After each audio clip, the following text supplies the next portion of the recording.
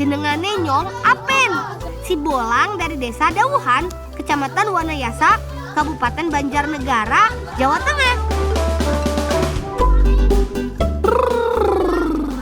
Kampung halamanku hawanya dingin teman, karena berada di antara perbukitan Wanayasa dan Dieng. Petualangan hari ini bakalan seru nih. Kalian kami ajak untuk melihat berbagai macam kuliner unik yang ada di tempat kelahiranku. Ada pembuatan tempe deges yang panjangnya 3 meter, membuat sega gulung, panen alpukat jumbo, membuat cendol, sampai olahan kue pai cendol. Penasaran? Ngebolang yuk!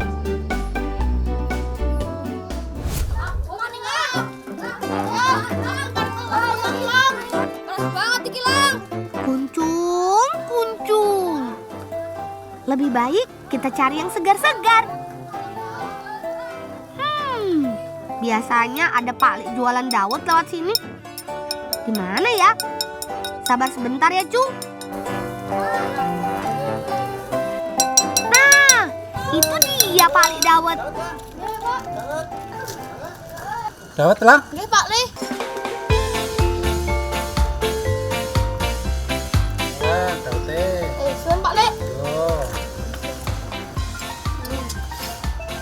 Segarnya. Siang-siang begini minum dawet ayu Banjarnegara memang cocok.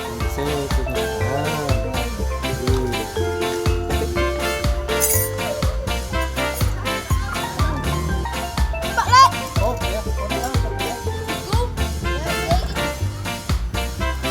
Ini Pak Lik. Oh, ya suwun nah, sok kena-kena bae dite.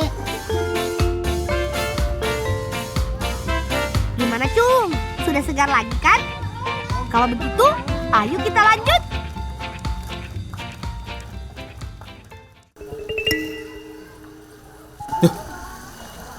Di siapa ki?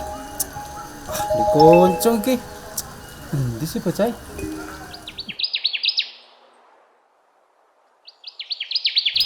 Assalamualaikum, Mbak. Salam. Mbak, ini kita pesen. Yo, sembarangan kayaknya. Akhirnya kami sampai juga. Teman, kalian pasti suka makan tempe kan? Kata Simbah, makanan khas Nusantara ini ada berbagai macam jenisnya loh. Ada tempe kedelai, tempe benguk, dan tempe gembus. Nah, yang satu ini paling unik teman. Namanya tempe deges. Nama tempe deges berasal dari bahan bakunya yang terbuat dari deges atau ampas kelapa. Cara membuatnya mudah kok. Pertama, cuci deges sampai bersih. Kemudian peras sampai kadar airnya berkurang. Bahan baku sudah siap diolah nih teman. Pertama, taburkan tepung kanji dengan takaran tertentu. Lalu aduk sampai merata.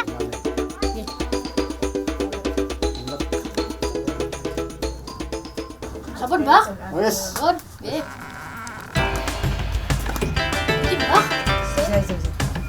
Sekarang bahan deges sudah siap dimasak nih teman. Kalau urusan masak, Simbah Putri sudah pasti jagonya. Kukus bahan deges selama 30 menit.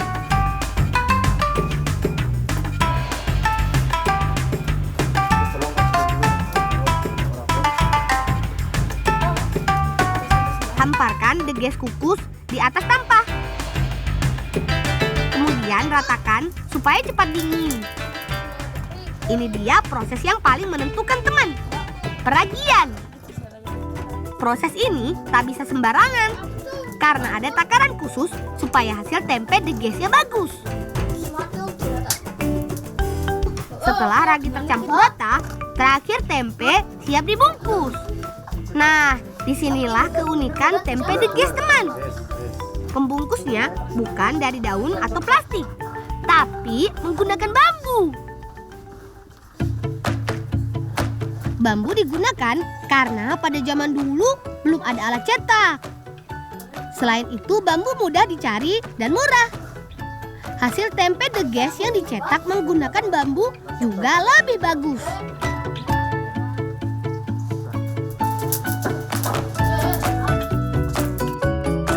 Siapkan belahan bambu yang sudah dihilangkan ruasnya. Kemudian, ikat menggunakan tali. Selanjutnya, masukkan deges sedikit demi sedikit. Sesekali, hentakkan bambu ke tanah supaya padat. Kalau sudah penuh dan padat, tinggal simpan di atas rak. Tempe deges akan mengalami proses fermentasi selama 2 malam.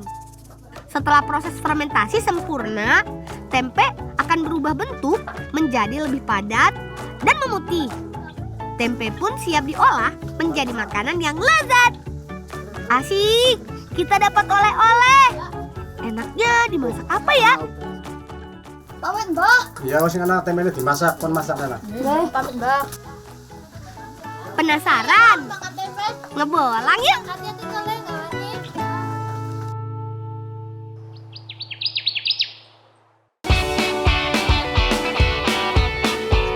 Tempe deges punya tekstur yang empuk dan legit. Rasanya mirip dengan tempe gembus, ada sedikit pahit-pahitnya. Nah, biar makin enak, kita masak dengan sego gulung yuk.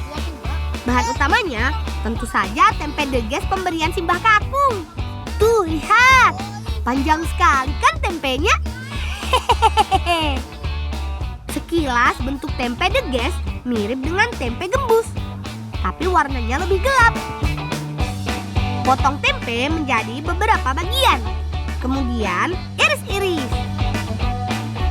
Untuk bumbu tumisnya, siapkan cabai merah, bawang putih, bawang merah, bawang bombay, dan tomat.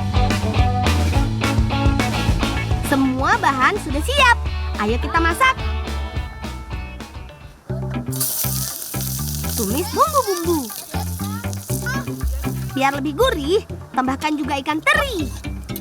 Jangan lupa masukkan bahan utama masakan kita hari ini, tempe deges. Aduk-aduk sampai masakan setengah matang. Terakhir, masukkan cabai gendot, irisan tomat, dan carica.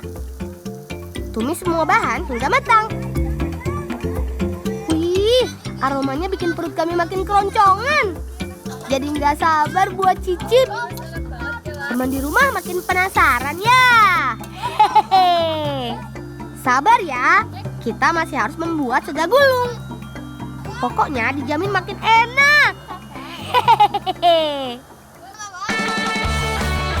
Pertama, siapkan penggulung nasi dari bambu dan lembaran rumput laut kering. Kemudian tuang nasi di atasnya.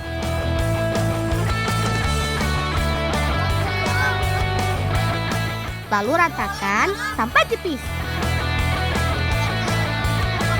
Selanjutnya, susun tumisan di atas nasi. Susun tumisannya memanjang ya teman, karena nasinya mau digulung. Terakhir, gulung nasi dengan alat khusus ini. Dengan alat ini, nasi atau sega gulung akan menjadi lebih rapi dan padat. Sega gulung tempe deges ala Sibolang siap disantap.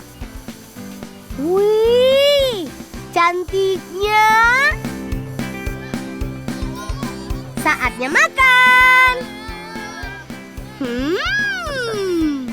Teman, tekstur dan semua bumbu-bumbunya berasa di mulut. Gurih rumput laut bercampur dengan tumis deges dan teri menambah nikmatnya sega gulung ini.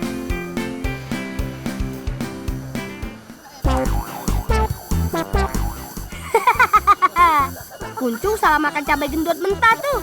Mukanya jadi memerah kepedasan.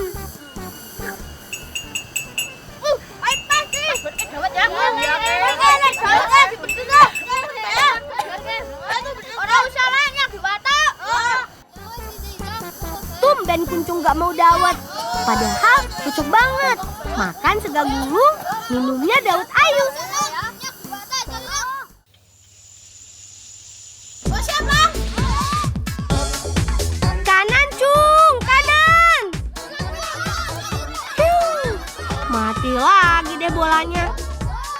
Permainan ini kami sebut voli tampah. Permainannya mudah kok. Setelah servis bola, kita harus menerima bola menggunakan tampah. Kunci dari permainan voli tampah adalah kekompakan tim. Setiap pukulan membutuhkan gerakan yang serempak. Hore! Bolanya masuk, Cung!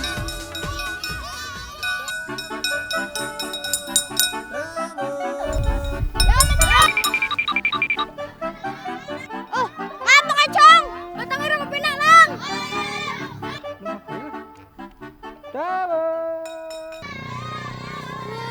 Utang es kepena iki lang. Duh, Kuncung ada-ada saja.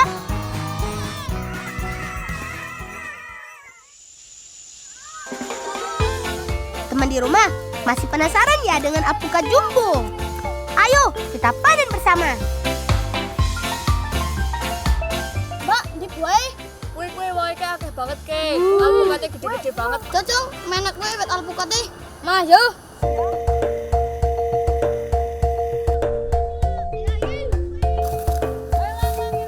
Wah, kami makin semangat nih teman, karena alpukatnya besar-besar. Alpukat ini bukan sembarang alpukat teman, karena besar buahnya 2 hingga 3 kali lipat buah alpukat biasanya. Saking besarnya, bahkan ada yang beratnya sampai 1 kilogram lebih. Lihat nih, alpukatnya besarnya melebihi kepalan tanganku. Hampir sebesar kepala adik bayi. Hehehe. Kata Mbak, alpukat ini dari jenis alpukat pulung. Tanaman yang berasal dari Meksiko dan Amerika Tengah ini memang cocok ditanam di pegunungan tropis. Suhu yang tepat serta matahari yang cukup membuat kualitas dan ukuran buahnya jadi makin besar. Oh iya teman, alpukat jenis ini baru loh dibudidayakan di kampungku. Kalau satu buah saja segini besar dan berat, apalagi kalau semua orang di kampungku menanam alpukat jenis ini. Kami bisa bikin gunung alpukat.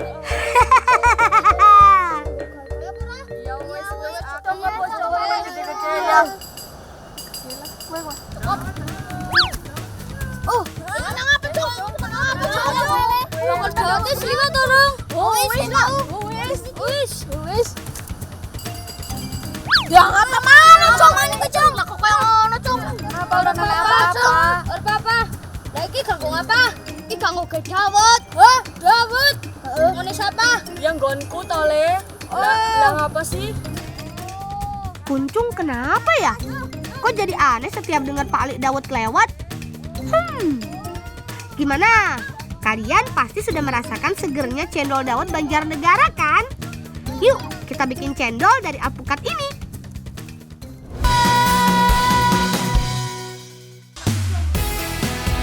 Siapa sih yang gak kenal Dawud Ayu Banjarnegara? Sebagian besar masyarakat Indonesia pasti sudah pernah mencicip kesegarannya. Kunci kesegaran Dawud ternyata terletak di cendolnya teman.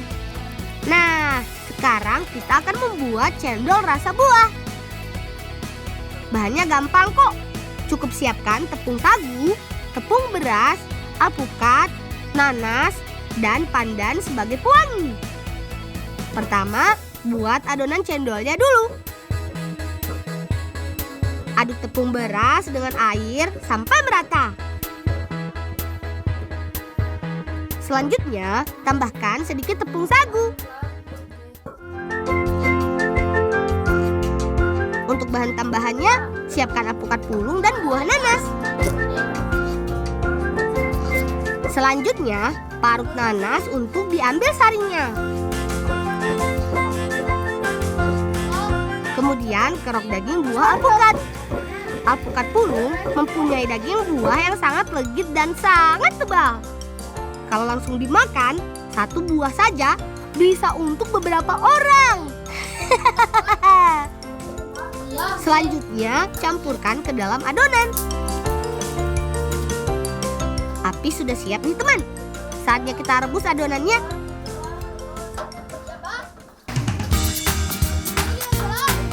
Nah, adonannya sudah mulai mengental seperti bubur. Tandanya cendol siap diproses. Masukkan adonan yang sudah mengental ke dalam alat pres cendol. Masukkan selagi hangat.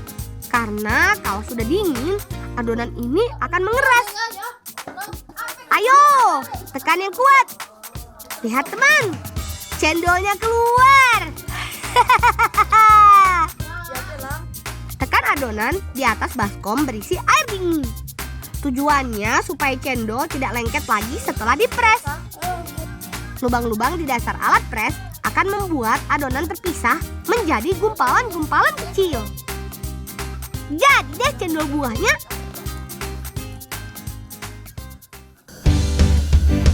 Teman, cendol ternyata tidak hanya segar diminum, tapi juga bisa dijadikan bahan untuk kue.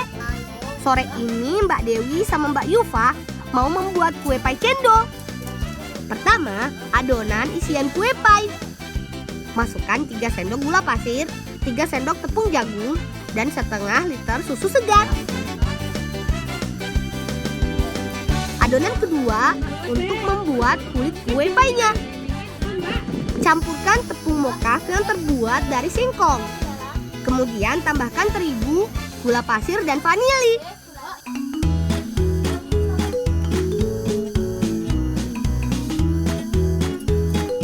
Biar lebih mantap, tambahkan telur dan sedikit air.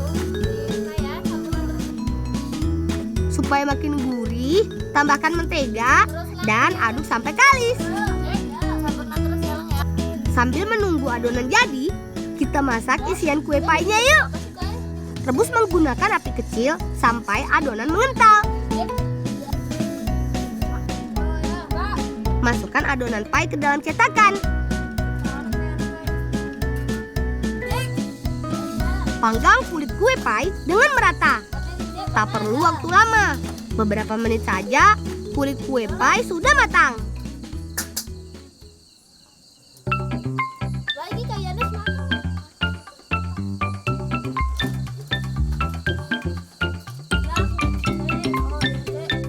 Sekarang waktunya kita isi kue painya. Pertama, isi pai dengan flan susu. Kemudian taburi dengan cendol buah yang kita buat tadi. Lihat teman, warnanya cantik ya. Terakhir, siram dengan agar-agar putih untuk mengikat cendolnya.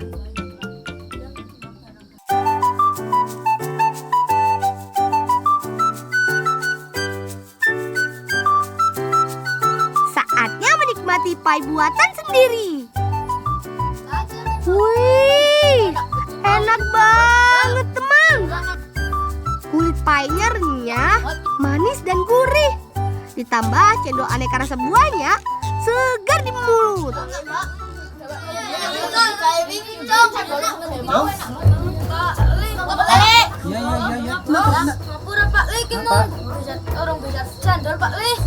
Simpen kue Pak, simpen.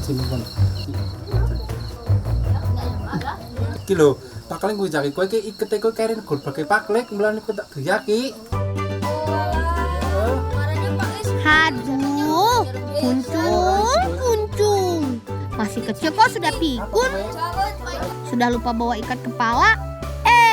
Sengaja lupa bayar juga. Malah menghindar pula. Padahal kan kamu punya uang.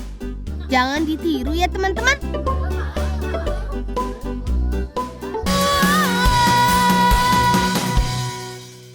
Teman, sebelum ngebolang, ingat 3M ya. Memakai masker, menjaga jarak, dan menghindari kerumunan. Yang terakhir, mencuci tangan pakai sabun di air mengalir. Jangan lupa ya. Yuk.